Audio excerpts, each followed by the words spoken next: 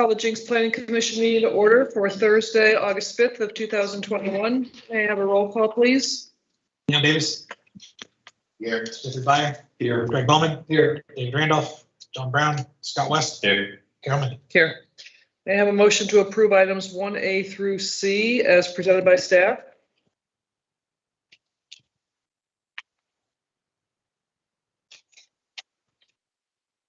I'd like to make a motion to approve item 1A through C. I'll second. Leon Davis. Yes. Jeffrey Byer. Yes. Greg Bowman. Yes. Scott West. Yeah. Chairman. Yes.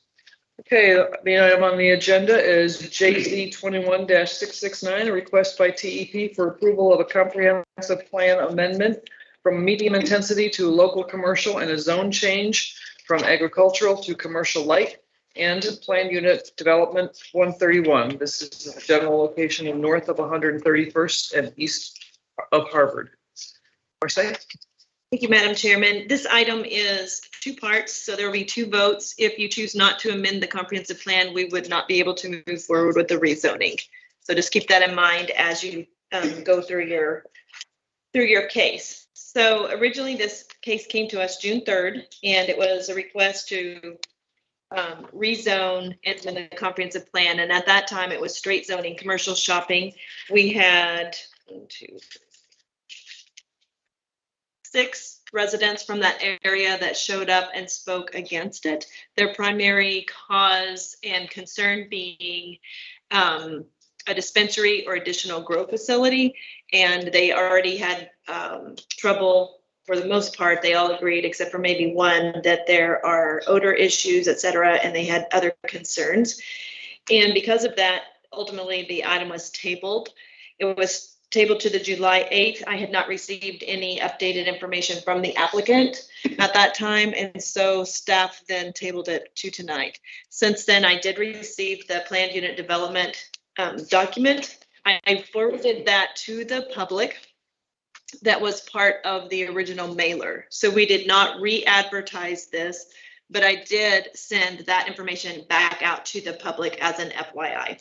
So if they were originally notified, then I notified them again. With that being said, we did think at one point, and Chairwoman Minden mentioned that she thought it was going to be office, and that was one of the different directions that we thought about and talked about, that maybe it would go office instead of commercial shopping. I spoke to Tim Terrell, who should be here any minute. He's probably caught in traffic somewhere, but we kind of went through what the goals of the applicant were, and we settled on light commercial instead of, because he had proposed commercial shopping, I wanted office, and so we kind of met in the middle and did commercial light or light commercial. So that's 5 acres. The adjacent property to the west, if you remember, was zoned many years ago commercial shopping, and then a very large grow facility was established there, and there is also a residential home on that lot. Then immediately to the east, you have Fraser Lakes. Lots of Frasers. So immediately to the east, you have Fraser Lakes, and that is where the bulk of our comments came from, were the residents there. So these are the first 5 acres adjacent to 131st Street. The first request is to amend the comprehensive plan to show local commercial rather than medium intensity single family. The owner, Mr. Kozler, felt like he lives out there as well. He lives north of this property, and he can smell the grow facility, and felt very strongly that he would not be able to sell single family residential homes with that odor on a regular basis. And that's why he started down this path. The second request is to rezone from ag to, at this point, we're asking for light commercial. The public hearing, there were several citizens, and I highlighted that they were mostly concerned about additional grow facilities or dispensaries. If you look on page 33 of 50, there's the zoning information I provided for you. So I have 4 columns to the right. It says light commercial, commercial shopping, office light, office medium, and the actual PUD. So I ask Mr. Terrell to strike use unit 1, because in some communities where zoning has not been established for medical marijuana. Use unit 1 is what the attorneys will cite because it allows for agricultural growing in just about all use units. And I've had to have that conversation more than once. So I asked them to strike use unit 1. Use unit 2 is what has been stricken, which would be allowed in, both of those would be allowed in office, commercial light, and commercial shopping. So that's much more restrictive. Area-wide specific use number 2 has been stricken. Use unit 4, which is allowed in all of those zonings, is also stricken. Use unit 5 is allowed and would have been allowed except for an office light, and they would have been required to have a special exception. Multifamily dwellings are not allowed in this PUD. Off-street parking areas are not allowed. Office and use unit 11, office and studios would be allowed. Use unit 12, so this was where it differs a little bit. He kept what would be allowed in commercial shopping and put it in the PUD, even though local commercial. So that's a deviation from the code, which you can do within a PUD. Use unit 13, excluding drugstores, and I did ask him to add the word pharmacies. Pharmacies do not sell sundries. They would literally just sell drugs. But I think the case has not been made yet in the city of Jenks that a dispensary could come in as a pharmacy, because generally they sell sundries along with their medical marijuana. But I asked them to strike or to write in excluding drugstores and pharmacies. Use unit 14 would be allowed in commercial shopping, but not in local commercial. And he has included that in the PUD. And then as you can see, use unit 15, 16, 17, 18, 19, and 21 have all been stricken. One correction at the bottom of page 33. When it comes to frontage, the OL would have been most restrictive. You could do office light on a smaller lot, but this does match the light commercial. The floor area ratio is the same whether it was office, local commercial, and it's the same in the PUD. The setback from the R district in office light and in local light commercial is only 10 feet, but the PUD is requiring a 20-foot setback from the residences on the east. And the correction is the building height. I wrote in 35 for the PUD, but it's actually 25. So the facility structures cannot exceed 25 feet unless it had a chimney, cupola, etc. So on page 34, this kind of shows you the legal notice that we sent out originally. And then you see the zoning map. There's still a lot of ag around there. You have the comprehensive plan on page 35. So this would sit adjacent. It would be sandwiched. You'd have local commercial between, let's see. Actually, it is local commercial, so it stays the same. Local commercial adjacent to local commercial and then single family residential. On page 36, you can have a little arrow pointing to the general area. Page 37. And then you get to page 38, which lists the evaluation and recommendation. So this, again, is 2 requests. The first one is amendment of the comprehensive plan. And approving this amendment would allow the landowner to change the future land use map from the policy guide position of medium intensity single family residential to local commercial. And that also would allow for the zoning to be changed. And what I'm asking you is you don't have the authority, honestly, to change the zoning without amending the comprehensive plan. It has been done. It's not wise, but. So number 2, the rezoning. Approving this request would allow the current and or future property owners to operate a commercial retail space with restricted uses.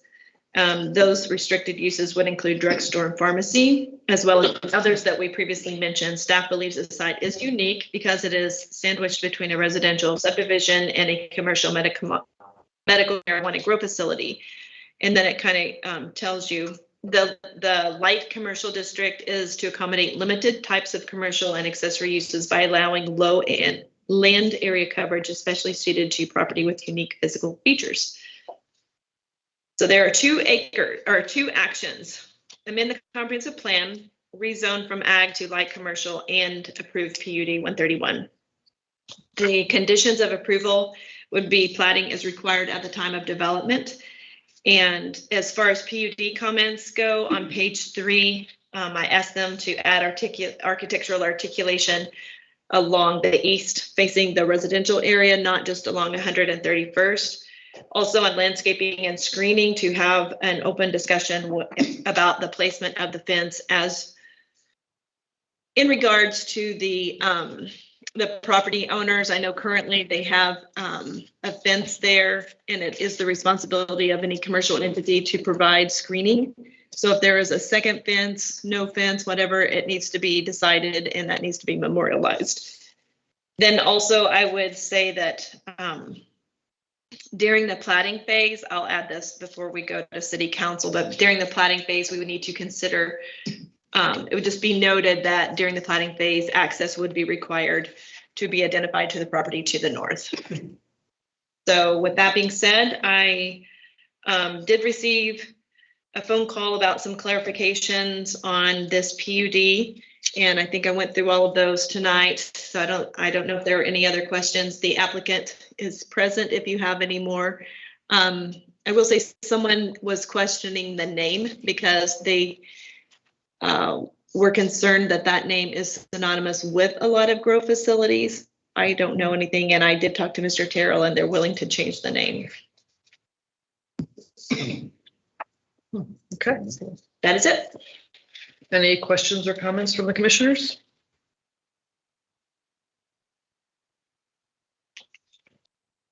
I have one question. What Yes, sir. happened to, wasn't a developer? Okay. I have asked twice, Mr. Terrell. I asked Mr. Terrell, who represents the landowner, and I don't know if he ever got an answer, but every time I've asked, he just wants to do an office because I think that he intends to put his own office there. And he was not interested in selling to Mr. Wilmerhauser. At least not that portion.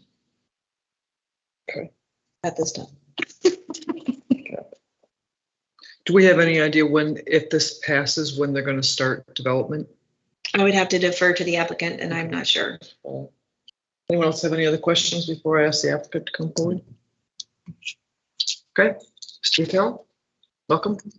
Thank you, and I apologize for being late. The Creek Turnpike is really backed up. Don't know what's going on. Tim Terrell, Tulsa Engineering and Planning Associates, 9810 East 42nd Street, Suite 100.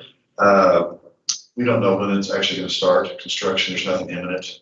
And I don't anticipate it starting time very soon, to tell you the truth. So we discussed last time about the bridge going in. It's kind of a little, he just wants to get his own ahead of the game. He may put his office there. He's talked about that, as Marcia had talked about. That's a possibility too.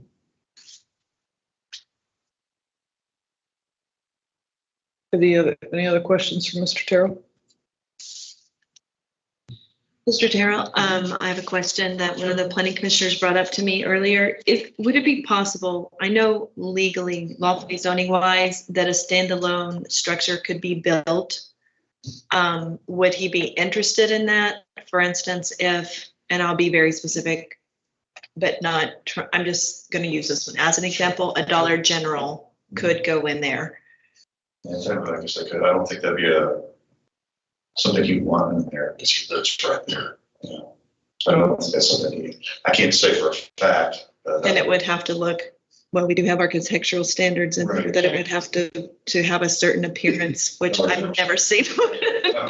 There's cinder block or metal, Yeah. or some combination thereof. They do have That's one of the residential look or articulation look, articulation feet, that type of stuff, sort of landscaping. So it's not large. If you wanted to do that, I don't think. Not my experience. Okay. No questions? Thank you. No. Does anyone in the audience wish to speak on behalf of this agenda item? You're welcome to come forward. Give us your name and address. Anyone? Okay. No? All right. Close the floor. Okay. Commissioners, do I hear a motion for the comp plan amendment?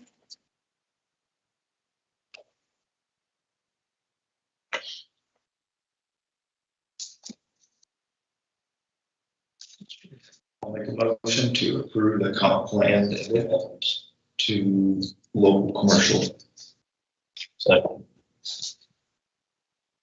Leon Davis, Yes. Jeffrey Byer, Yes. Craig Bowman, Yes. Scott West, Yes. Chairman. Yes. I hear a motion on the rezoning part of the evaluation.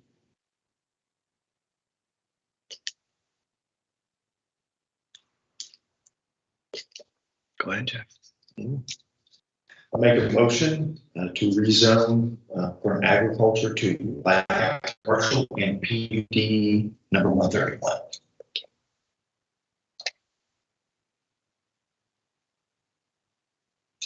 I'll second the motion. Leon Davis, Yes. Jeffrey Byer, Yes. Craig Bowman, Yes. Scott West, Yes. Chairman. Yes. Okay, next item on the agenda, that's planning updates. Well, try to make it as short and sweet as possible. If you didn't know, we're doing walks every Wednesday. It's from 7 to 8, and you're welcome to come. We are walking downtown. Currently, we'll do that through the end of summer. I have to get up at 5, and this is really wearing me out. But I'm learning a lot, and we've had some good responses, people showing up, so that's been fun. And it's not a tour. I don't know enough about Jenks to give a tour, but I'm learning. It's more just about getting out and talking about the built environment, looking at the sidewalks. Where do we like talking about the setbacks of the buildings and the structures, the materials, the style of architecture, just having planning dialogue. So nothing very formal. Also, we got the second half of the Unified Development Ordinance. I was not happy with the subdivision regulations, so I sent it back and asked them to start over. So it'll take a little bit longer for us to get to the adoption phase. And I did send out a doodle poll if you want to come in for office hours on Articles 1 through 7, but I will tell you that we're about to get the graphics and have a more complete document. So if you want to wait to schedule anything, I'll set up again, of course. And you can come in and we can talk about Articles 1 through 7. There's one more thing I was going to tell you. I think that's it. Okay. Oh, nope, I remember. October, I will not be here for the October 3rd, 2nd, whatever it is, meeting. So if we have some applications, I may move it to September 30th. Unless you all want it to be the following Thursday. So if you want to look at your calendars and let me know. I think the following Thursday's fall break. Oh, you're probably right. Okay. Is that fall break? No, the meeting's on the 7th because there's Yeah, the 5 meeting's on the Thursdays and 7th. the first is a September, Wednesday. okay. No, the first is a Friday. That's a Friday. Oh, well, my point's right. So the 30th 30th would is be the still. meeting, the following week Yes. would be fall break. So we would not have it. If we have a meeting for October, it would be September 30th. If that's okay. Okay, and there's nothing that I know of that's out there waiting. Never know. I know, there's usually something that pops up, but if it can be postponed till November, we will. Otherwise, we'll have the meeting September 30th. So that is it. Okay. I hear a motion to adjourn. All in favor? Okay. Thank you, everyone.